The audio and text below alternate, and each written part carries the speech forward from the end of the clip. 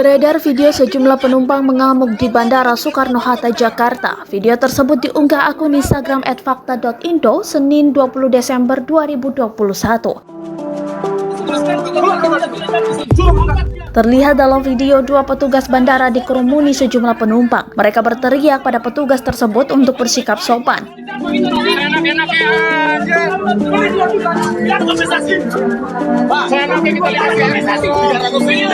Tak hanya itu, mereka juga meminta untuk dipertemukan dengan manajer. Kemarahan penumpang diduga dipicu karena tidak ada pemberitahuan delay dari jadwal. Mereka yang kesal adalah penumpang tujuan Makassar.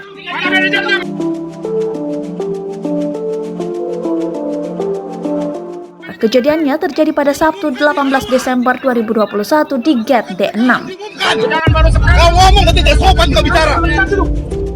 Dalam video tersebut terlihat pula wajah seorang pria yang tengah selfie sambil menunjuk ke arah petugas. Ia menyebutkan maskapai penerbangan Lion Air yang telah melakukan tindakan tersebut.